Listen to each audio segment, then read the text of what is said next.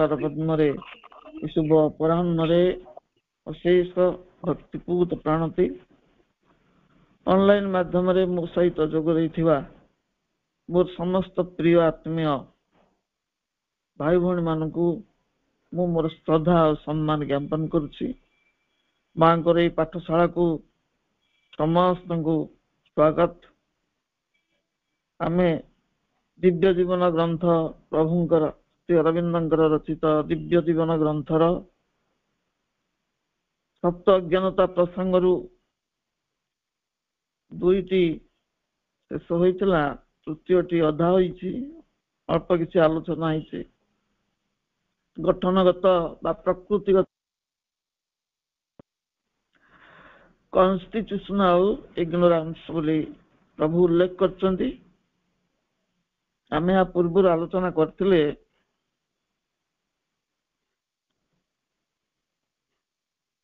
आमे जो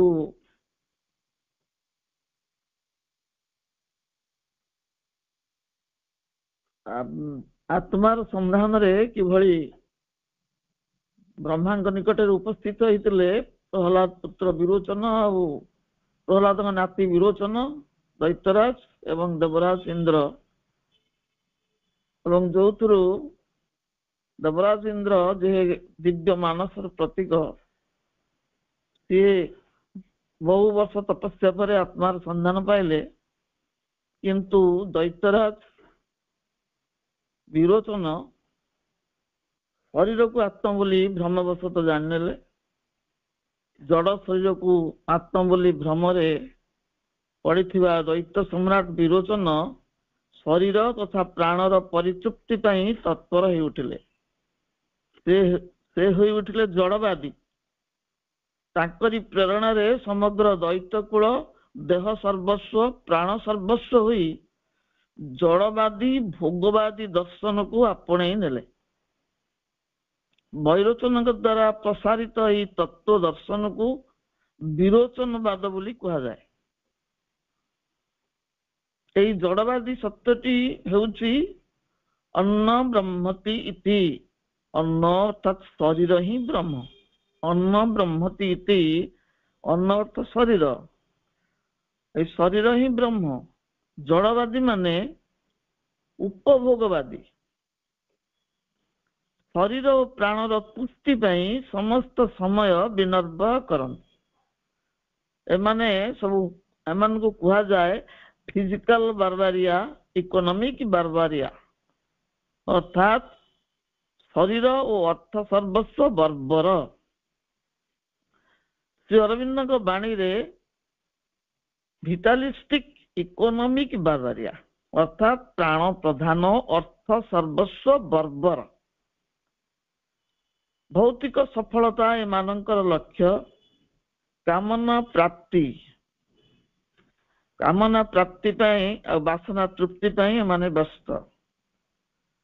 कौन खोजती माने property, prosperity, popularity, publicity, position, promotion, production, ये सब होची एमानक जीवनर लक्ष्य।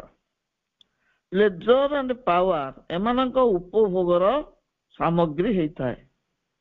आत्मार संधान और सानिध्य पाइथिबा व्यक्ति ही आध्यात्मिक जीवन मध्य को प्रवेश करता है।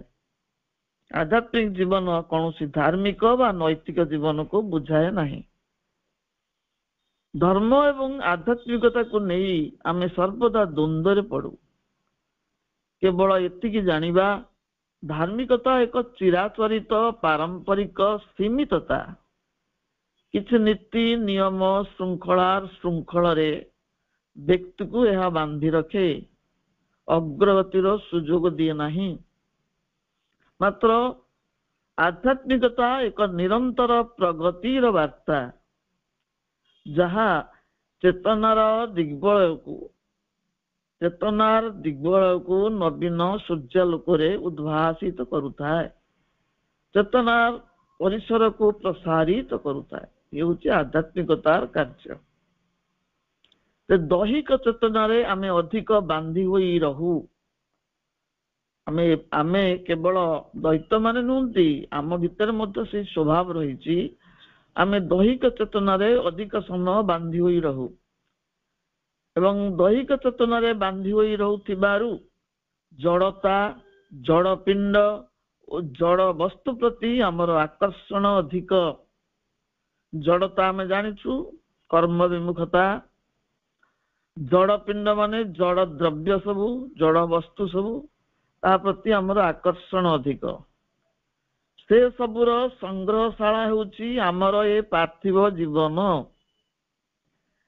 ଜଡ଼ ବସ୍ତୁ ପ୍ରତି ଆମର ଆକର୍ଷଣ ଅଧିକ ଥିବାରୁ ସାରା ଜୀବନ ଆମେ ସେଇ ଜଡ଼ ବସ୍ତୁକୁ ସବୁ ସଂଗ୍ରହ କରିବାରେ ବ୍ୟସ୍ତ ଥାଉ ଏବଂ ଏ ସଂଗ୍ରହଶାଳା ପାଲଟି ଯାଏ ଆମର ଏଇ ପାର୍ଥିବ ଜୀବନ।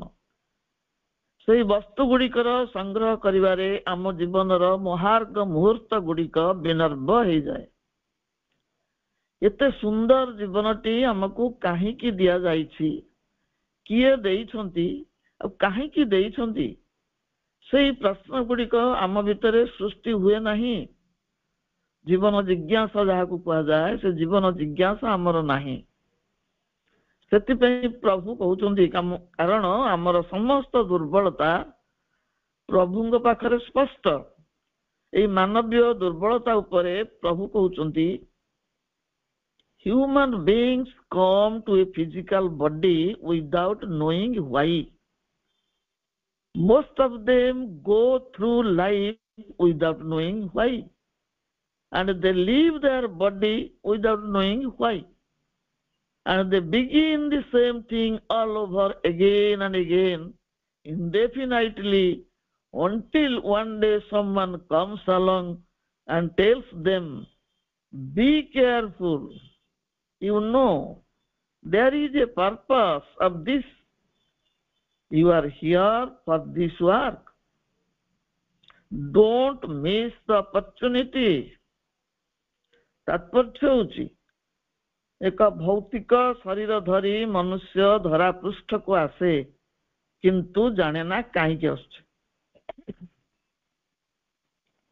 ସେମାନଙ୍କ ମଧ୍ୟରୁ ଅଧିକାଂଶ ଜୀବନଟି ବଞ୍ଚୁଥାନ୍ତି, ମାତ୍ର ଜାଣନ୍ତିନି କାହିଁକି ଜୀବନ ଧାରଣ କରିଛନ୍ତି, କାହିଁକି ବଞ୍ଚିଛନ୍ତି। ସମୟକ୍ରମେ ସେମାନେ ଶରୀର ଛାଡ଼ି ଚାଲି ଯାଆନ୍ତି, ତାହା ବି ଜାଣନ୍ତିନି କାହିଁକି ଏଭଳି ଘଟୁଛି, କାହିଁକି ମୃତ୍ୟୁ ହେଉଛି, ଜୀବନ ଆସୁଛି ପୁଣି ଯାଉଛି କାହିଁକି, ପ୍ରଶ୍ନ କରନ୍ତିନି, ଜାଣନ୍ତିନି କାହିଁକି। ଏବଂ ଏଇ ଘଟଣାର ପୁନରାବୃତ୍ତି ଅନିର୍ଦ୍ଦିଷ୍ଟ କାଳ ପର୍ଯ୍ୟନ୍ତ ଘଟି ଚାଲିଥାଏ, ଏବେ ବି ଚାଲିଛି। ଜନ୍ମ ମରଣ ପାଖାପାଖି ଚାଲିଛନ୍ତି, କିନ୍ତୁ ମଣିଷ ଭିତରେ ପ୍ରଶ୍ନ ଆସୁନାହିଁ ସେ କାହିଁକି ଜନ୍ମ ହେଉଛି, କାହିଁକି ମରୁଛି। ଏଇଭଳିଆ ଅନିର୍ଦ୍ଦିଷ୍ଟ କାଳ ପର୍ଯ୍ୟନ୍ତ ଏଇ ଘଟଣାଟି ଚାଲିଥାଏ, ଯେପର୍ଯ୍ୟନ୍ତ କେହି ଜଣେ ଆସି ସଚେତନ କରି ନ ଦେଇଛି, ସାବଧାନ ହୁଅ, ଏଇ ଜୀବନର କିଛି ଉଦ୍ଦେଶ୍ୟ ରହିଛି, ତୁମେମାନେ ସେଇ କାର୍ଯ୍ୟ ପାଇଁ ଏଠାରେ ଅଛ, ସୁଯୋଗଟିକୁ ହାତ ଛଡା କର ନାହିଁ। ଯିଏ ଆସନ୍ତି ସେ କିଏ? ମଣିଷ ଏଇଭଳି ଜୀବନ ବିତଉଥିଲା ବେଳେ ତାକୁ ଚେତନା ସ୍ତରରେ ଅଗ୍ରଗତି କରିବା ପାଇଁ ଯୁଗାବତାର ମାନେ ଆସିଥାନ୍ତି, ସଚେତନ କରିବା ପାଇଁ ଯେ ତୁମେ କାହିଁକି ଜଗତକୁ ଆସିଛ, ତୁମ ଜୀବନର ଲକ୍ଷ୍ୟ କଣ। ଏବଂ ସେମାନଙ୍କ କଥାକୁ ଆମେ ଗ୍ରହଣ କରୁନା, କାରଣ ଆମେ ଅବତାରୀ ପୁରୁଷ ମାନଙ୍କୁ ବିଶ୍ୱାସ କରୁନା। ତେଣୁ ପୌନ ପୁନିକ ଏ ଜୀବନ ସେଇଭଳି ଅଜ୍ଞତା ଭିତରେ ଗଢି ଚାଲେ। ବାହ୍ୟ ଜୀବନର ଆଖି ଝଲସା ଆକର୍ଷଣରେ ପଡି ଆମେ ସବୁ ବିସ୍ମରଣ ହେଇଯାଉ। ଲକ୍ଷ୍ୟହୀନ ଭାବରେ ଆମେ ଯୋଉ ଜୀବନ ଯାପନ କରୁଛୁ, ଗୋଟେ ନିରର୍ଥକ ଜୀବନ ଯାପନ କରୁଛୁ।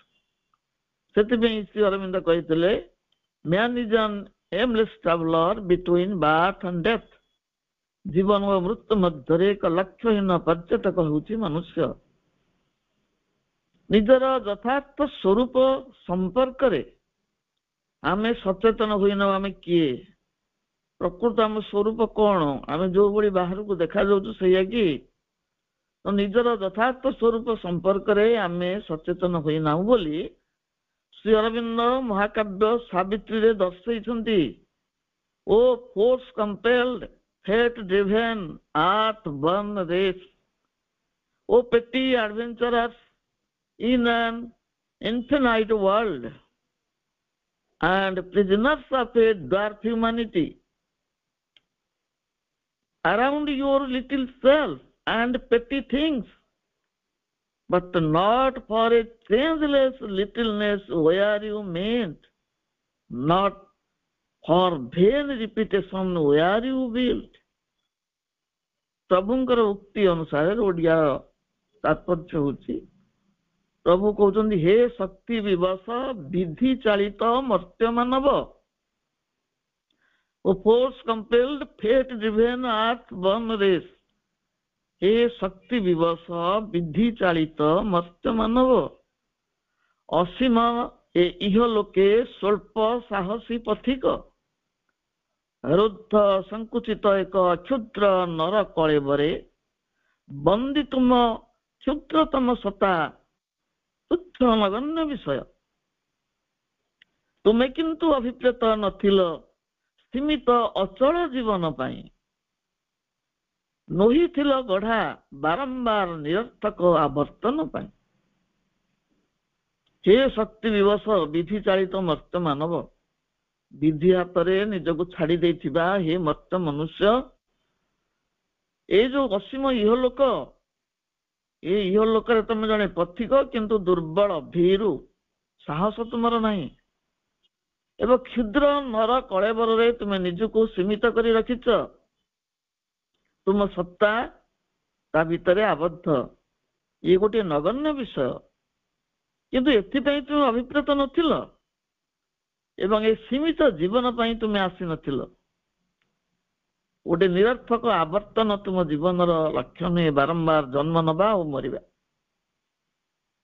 Out of the immortal substance you are made a sheer strong creator is within yourself is a changeful mold for growing gods out of the immortal substance you are made a sheer strong creator is within yourself is a changeful mold for growing gods गढ़ा तुम्हें अमृतर दिव्य उपादाने शक्तिशाली सस्ता जने समासीन तुम हृदय सिंहासने गढ़ा तुम्हें अमृतर दिव्य उपादाने शक्तिशाली सस्ता जने समासीन तुम हृदय सिंहासने तुम जीवन होई पारे वर्धमान देवतार विकस आधार बढ़ी उठुवा देवतार विकसित आधार तुमर सत्ता ही पारे The seed of Godhead lives in the mortal heart.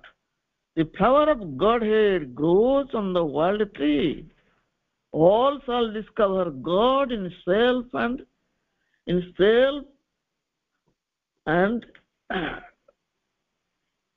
मर्त्य जीव हृदय कंदरे भागवत सता निद्रामग्न फुटी उठे विश्व तरु परे भागवत सतार सुमन निज मध्य सर्व वस्तु मध्य आविष्कृत हेबे भगवान in all things all shall discover God in self and the things मर्त्य जीव हृदय कंदरे भागवत सता निद्रामग्न आमे जे मर्त्य जीव सबू आम हृदय अभ्यंतर रे भगवान सत्ता निद्रित अवस्था अच्छी से होचंदी सुप्त चैत्य सत्ता जार जागृति आवश्यक फुटी उठे विश्व तरु परे भागवत सत्तार सुमन ए विश्व जुटे तरु हुए ताऊपरे भागवत सत्तार सुमन माने पुष्प प्रस्फुटित होगा आरंभ करिछि एवं कौन हम निज मध्य सर्व वस्तु मध्य आविष्कृत हेबी भगवान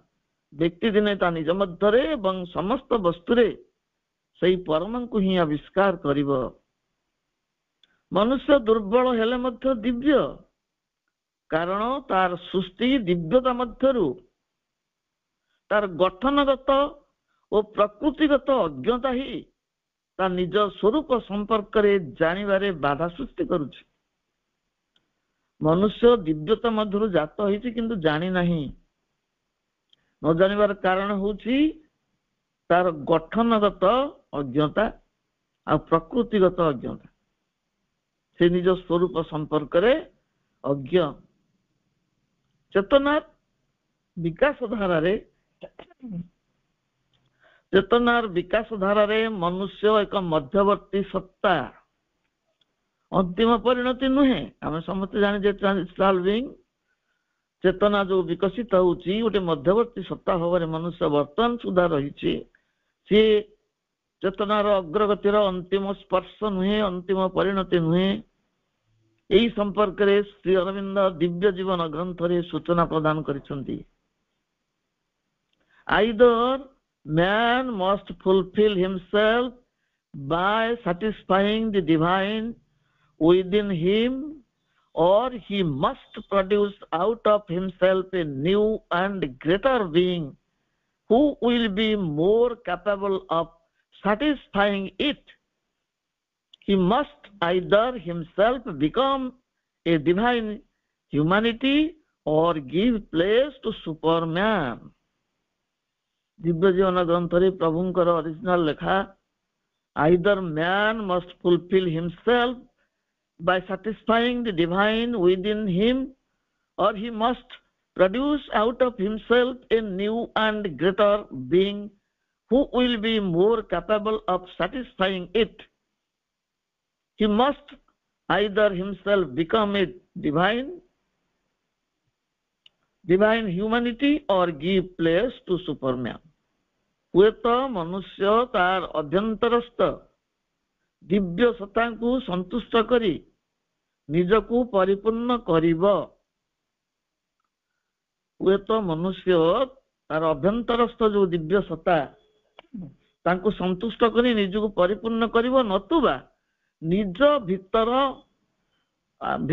भितरु आउ एक नूतन महत्तर सत्ता को सृष्टि करिब ता निज भितरु आउ एक नूतन और महत्तर सत्ता को सृष्टि करिब जे कि परमंक इच्छा को पूर्ण करिबारे समर्थ हेबो से निजे एक दिव्य मानव रे रूपायित हेबो नचेत एक अति मानव को स्थान छाड़ी देई निजे अपसरी जीव से निजे दिव्य मानव हो नहले दिव्य मानव को बाट छाड़िया पई से बाध्य हबो से अपसारित हबो एथारे दुईटी ऑप्शन मनुष्य को दिया जाइछ निजे दिव्य हेबो किंबा अति मानव को स्थान छाड़ी दबो अतः मनुष्य को बुझिया को हेबो जे ता मध्यरे थिबा विविध सत्ता मानकर भूमिका कोन जे एकक सत्ता नुहे ता भीतर जो सत्ता माने अछंदी माने काहे के अछंदी ताको बुझिया को पड़िबो सेमानक भूमिका कोन सेमानक मध्यरे थिबा त्रुटि विच्युति को किपरि दूर करा जाई ताको जोगक्षम करा जाई पारिबो से सत्ता मानक भीतर जो भूल भ्रांति रहिछि भूल गतिवृत्ति रहिछि त्रुटि विच्युति रहिछि सेगुडी को संशोधन करी से सत्ता मानक को जोगक्षम किपरि करा जाई पारिबो मनुष्य तार सत्ता मानकर गठन शैली संपर्क रे मध्य अज्ञ तार प्रत्येक सत्ता द्विधा विभक्त बा द्विविध आमे जो कहूचे हमर चारोटी सत्ता अछंती देह प्राण मन आत्मा ए माने एकक सत्ता सब नुहंती एमाने समस्त दुईटा नेका अछंती एमाने द्विधा विभक्त बा द्विविध जने व्यक्ति होची द्विविध व्यक्तित्व अधिकारी डुअल पर्सनालिटी अछि ता भितरे से डुअल पर्सनालिटी नै कि आत्मजात होची किंतु जानिने द्विविध व्यक्तित्व को धारण करिथिबा कथा मनुष्य जानि नाही एही क्षेत्र रे हमको विश्व विधान संपर्क रे किछि जानिबा को पड़िबो जो विधान रे विश्व सृष्टि होती से विषय रे जानिबा दरकार यह विश्वगत अज्ञता है पारे मात्र व्यक्तिगत अज्ञता सहित यार संपर्क रही विश्व विषय में जानी नथिवर विश्वगत अज्ञता हमर आलोचना होती किंतु सांगे रही व्यक्तिगत अज्ञतार संपर्क कारण जेहेतु व्यक्ति और विश्व मध्य एक अदृश्य संपर्क अच्छी व्यक्ति विश्व ठारू भिन्न नुहे विश्व दुईटी विधान क्रियाशील जेहेतु विश्व दुईटी विधान क्रियाशील व्यक्ति मध्य दुईटी विधान दुईटी व्यक्तित्व देखा जाए विश्व मध्य दुईटी विधान किए क्रियाशील होउची गोटे होउची बेसिक प्रिंसिपल अन्यटे होउची कॉस्मिक प्रिंसिपल ये दुईटी विधान विश्व मध्य विश्व को परिचालना करुछंती गोटे होउची बेसिक प्रिंसिपल अन्यटे होउची कॉस्मिक प्रिंसिपल मौलिक विधान होउची बेसिक प्रिंसिपल आ वैश्विक माने विश्वगत विधान होउची cosmic principle a double principle मध्यरे आमे भी डुअल भूमिका ग्रहण करिछु जेहेतु दुईटी प्रिंसिपल विश्व को परिचालना करुछि आमे मध्य डुअल भूमिका द्वैत भूमिका रे अवतीर्ण होइछु स्थूलतः हमर दुईटी मन अछि जो डुअल भूमिका मन पाखुर आसिला स्थूलतः हमर दुईटी मन अछि गोटे होछि आउटर सरफेस माइंड बाह्य उपरि भागर मन अन्यटे होछि सबलिमिनाल माइंड बा अंतर मन हम मन दी प्रकार दुईटा भागर विभक्त दी प्रकार तो अनेक प्रकार मन अछि तो मोटामोटी दी भाग कराइछि प्रभु करिसंती गोटे होछि आउटर सरफेस माइंड बाह्य उपरि भागर मन अन्यटे होछि सबलिमिनाल माइंड बा अंतर मन श्री अरविंद यार व्यापक विश्लेषण देइछंती समयर अभाव ता सहित मो निज सामर्थ्य जो स्वल्पता अछि से दृष्टि मु ताको संक्षेप रे उपस्थापन करूछि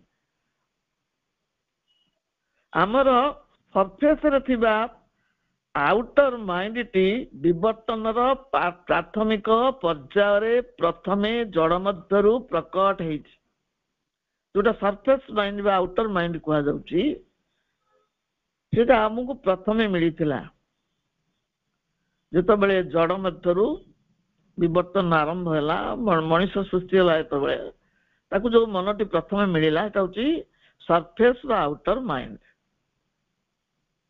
एवं एटा होछि अहंगर परिप्रकाश यंत्र अहंगर परिप्रकाश यंत्र रूपे कर्म करे आउटर माइंड कहीं की सेते बेले अहंगर आवश्यकता थिला व्यक्तित्व गठन पई नुआ नुआ जीव भितरु जते बेले मनुष्यर आविर्भाव होला तार व्यक्तित्व टी अपूर्णांग थिला आ से व्यक्तित्व गठन पई अहंगर सहाय्य दरकार थिला then ego was the helper now it is a hindrance or bar सेते बेले थिला एवं सेते बेले से एई मनर अधिश्वर थिला तेणु हमर आउटर माइंड थिला अहंगर परिप्रकाश यंत्र आउटर माइंड अहंगर परिप्रकाश यंत्र थिला हमर अंतर मनटी होछि मननशील मनुष्यर यथार्थ मन ट्रू मेंटल बीइंग बोली प्रभु कहउचंदी अंतर मन जोटा से होछि से अंतर मन मनुष्य को मननशील करे एटा यथार्थ मन ट्रू मेंटल बीइंग यह बाह्य मन ठारू अधिक विशाल व्यापक उद्भासित वो शक्तिशाली ये बाह्य मन ठारू सतगुण रे शक्तिशाली विशाल और व्यापक यार कार्य बाह्य अहंकारी मन द्वारा मोहित हुए नहीं बा व्याहत हुए नहीं ये बाह्य अहंकारी मनर वशीभूत हुए ना एवं यार कार्य मध्य व्याहत हुए ना बाह्य मन द्वारा यार कार्य व्याहत हुए नहीं अंतर्मनर कार्य ट्रू मेंटल बीइंग आमर बाह्य मनटी संकीर्ण संकुचित और अहंकारी केते गुडे विशेषण अछि तार बाह्य मन आमे को मन रे बंचुछे निजे विश्लेषण करिवा जदि मु संकीर्ण मना मो चिंता संकुचित एवं मु जदि अहंकारी ताहले मु बाह्य मन रे बंचिछि निज मु को सर्वमय कर्ता रूपे उपस्थापित करे बाह्य मन कारण से बाह्य मनटी मु शब्दर स्रष्टा या अहंकार रे परिपूर्ण मुटी कोठु आसला बाह्य मनरु बाह्य मन होची मु शब्दर स्रष्टा अत्यंत संकुचित और संकीर्ण ଏବଂ ସେ ନିଜକୁ ସର୍ବମୟ କର୍ତ୍ତା ଭାବରେ ଉପସ୍ଥାପିତ କରେ। ଅନ୍ତର୍ମନଟି ବହିର୍ମନର ଅନ୍ତରାଳରେ ଥାଏ, ସେ ବାହାରକୁ ଆସିନଥାଏ। ମନ ଭଳି ଇଏ ଯେମିତି ଦୁଇଟି ମନର ବ୍ୟାପକ ଆଲୋଚନା ଅଛି, ମୁଁ ତାକୁ ସଂକ୍ଷେପରେ ଉପସ୍ଥାପନ କଲି ଯେ ଆମର ଦୁଇଟି ମନ ଅଛି, ଆଉଟର ମାଇଣ୍ଡ, ଇନର ମାଇଣ୍ଡ। ମନ ଭଳି ଆମେ ଡୁଆଲ ପର୍ସନାଲିଟି ଏ କଥା ପଢୁଥିଲେ। ମନ ଭଳି ଆମର ଦୁଇଟି ପ୍ରାଣିକ ସତ୍ତା ମଧ୍ୟ ଅଛି। ପ୍ରାଣ ବି ଦି ଭାଗ, ଗୋଟେ ଆଉଟର ଭାଇଟାଲ ଫୋର୍ସ ବାହ୍ୟ ପ୍ରାଣ ସତ୍ତା, ଏହା ସ୍ଥୂଳ ଭୌତିକ ଶରୀର ସହିତ ଜଡ଼ିତ। ଏହା ଜଡ଼ ମଧ୍ୟରେ ଅତୀତର ବିବର୍ତ୍ତନ ପ୍ରକ୍ରିୟା ଦ୍ୱାରା ଆବଦ୍ଧ। ପୂର୍ବରୁ ଜନ୍ମ ନେଇଥିଲା, ଏବେ ବଞ୍ଚିଛି ଏବଂ ପରେ ଏହାର ମୃତ୍ୟୁ ହେବ। ଆଉଟର ଭାଇଟାଲ ଯୋଉଟା ଆମର ବାହ୍ୟ ପ୍ରାଣ। ଆଉ ଥରେ ବୁଝିବା, ମନ ଭଳି ଆମର ଦୁଇଟି ପ୍ରାଣିକ ସତ୍ତା ଅଛି। ଗୋଟେ ହଉଛି ଆଉଟର ଭାଇଟାଲ ଫୋର୍ସ ବାହ୍ୟ ପ୍ରାଣ ସତ୍ତା। ଏହା ସ୍ଥୂଳ ଭୌତିକ ଶରୀର ସହ ଜଡ଼ିତ। ଶରୀର ସହିତ ଏହାର ବିନାଶ ଘଟେ। ଶରୀର ସାଙ୍ଗରେ ଜଡ଼ିତ ରହିଛି ଆଉଟର ଭାଇଟାଲ। ଏହା ଜଡ଼ ମଧ୍ୟରେ ଅତୀତର ବିବର୍ତ୍ତନ ପ୍ରକ୍ରିୟା ଦ୍ୱାରା ଆବଦ୍ଧ। ଅତୀତର ଯୋଉ ବିବର୍ତ୍ତନ ଘଟିଥିଲା ଜଡ଼ ମଧ୍ୟରେ ଅର୍ଥାତ ଶରୀର ମଧ୍ୟରେ ଏଇ ପ୍ରାଣ ଶକ୍ତିଟି ଆବଦ୍ଧ ହେଇକି ରହିଛି। ପୂର୍ବରୁ ଏ ଜନ୍ମ ନେଇଥିଲା, ମାନେ ଏମିତି ଅନେକ ଜନ୍ମ ଆମେ ପାଇଲୁଣି ନା, ପୂର୍ବରୁ ଜନ୍ମ ନେଇଥିଲା, ଏବେ ବଞ୍ଚିଛି, ଏବେ ମଧ୍ୟ ଜନ୍ମ ନେଇ ବଞ୍ଚିଛି, କିନ୍ତୁ ଏହା ପରେ କଣ ହବ ନା ଏହାର ମୃତ୍ୟୁ ହବ, ଏ ନିଃଶେଷ ହେଇଯିବ। ଜଡ଼ ମଧ୍ୟରେ ବନ୍ଦୀ କହିବାର ତାତ୍ପର୍ଯ୍ୟ ହଉଛି ଏହା ଜଡ଼ ଶରୀର ସହିତ ହିଁ ଆରମ୍ଭରୁ ଶେଷ ଯାଏ ଜଡ଼ିତ ଥାଏ। ଏଇ ଯୋଉ ଆଉଟର ଭାଇଟାଲ ବାହ୍ୟ ପ୍ରାଣ ସତ୍ତାଟି, ତାକୁ ଜଡ଼ ବୋଲି କାହିଁ କୁହାହଉଛି ନା ଜଡ଼ ଶରୀର ସହିତ ହିଁ ଆରମ୍ଭରୁ ଶେଷ ଯାଏ ଜଡ଼ିତ ଥାଏ।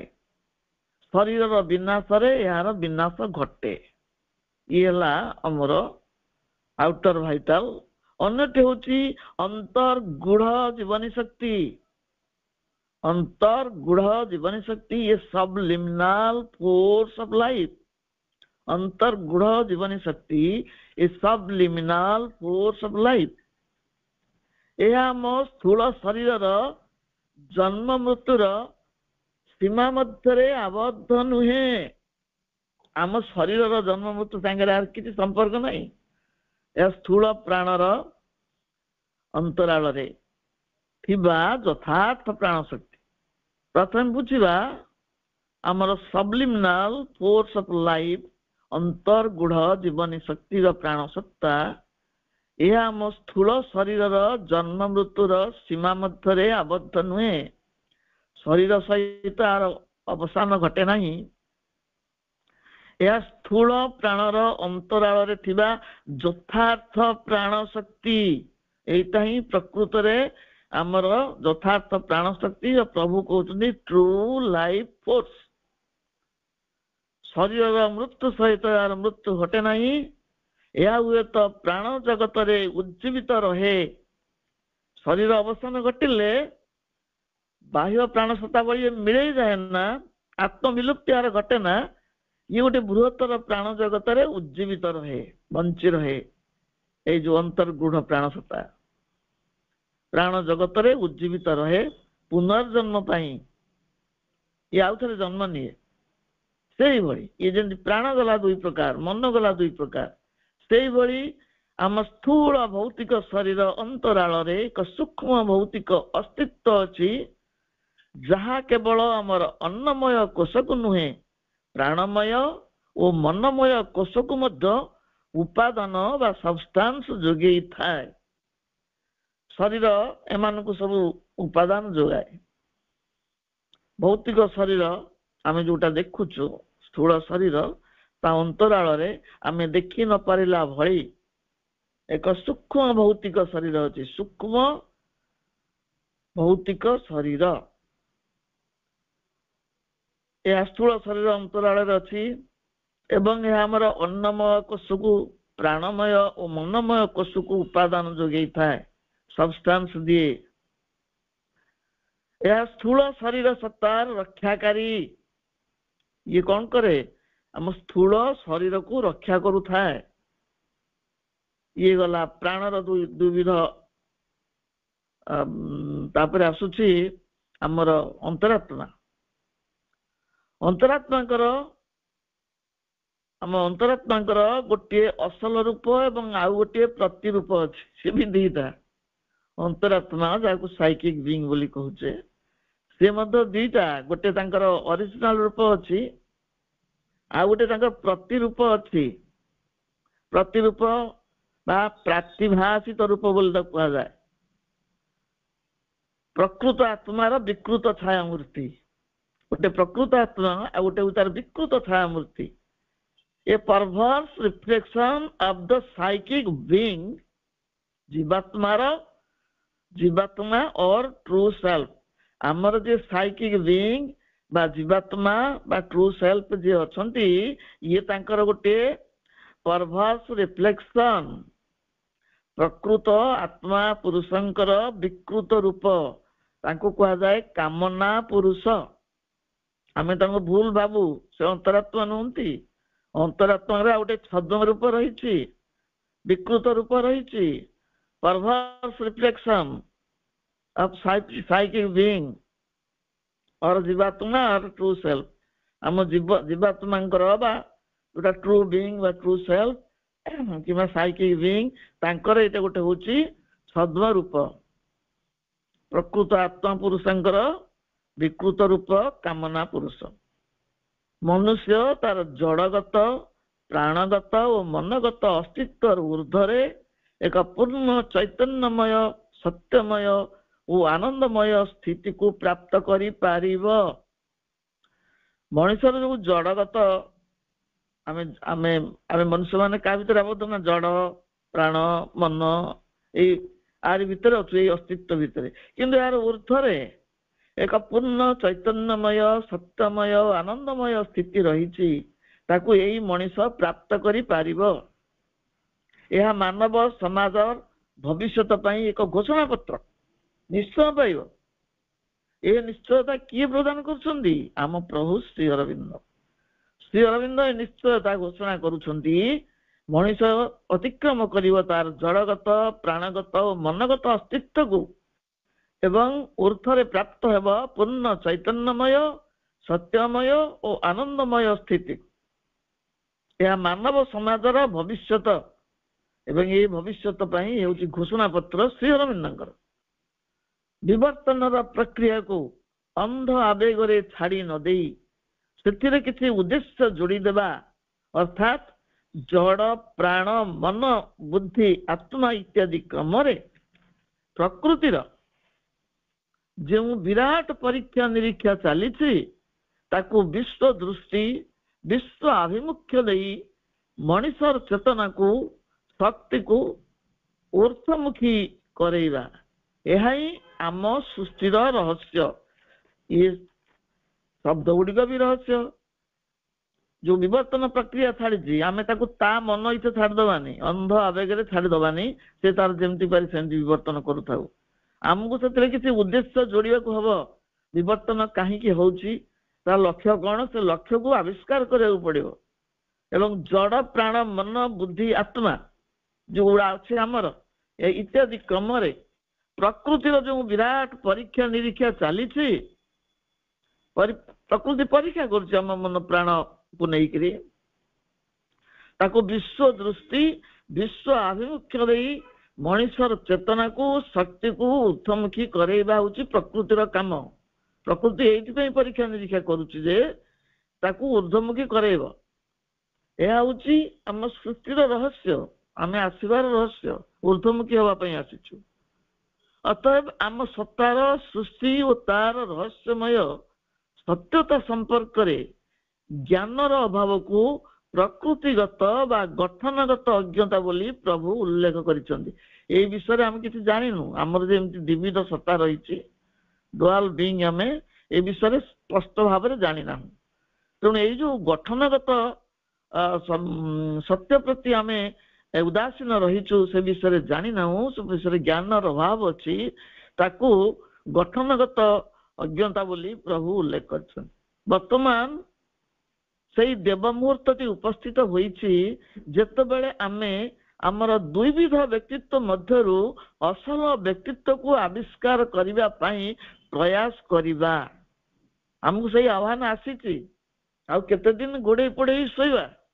ଏଇ ଦୁଇବିଧ ଯୋଉ ସତ୍ତା ଆମକୁ ଦିଆହେଇଛି, ଆମର ଅରିଜିନାଲ ସେଲ୍ଫ ଯୋଉଟା, ତାକୁ ବାହାର କରିବା।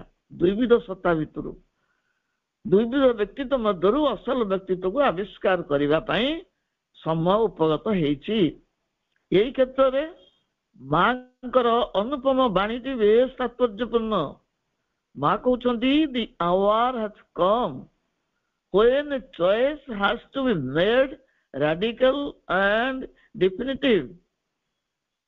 Lord, give us the strength to reject falsehood and immerse in thy truth, pure and worthy of thy victory.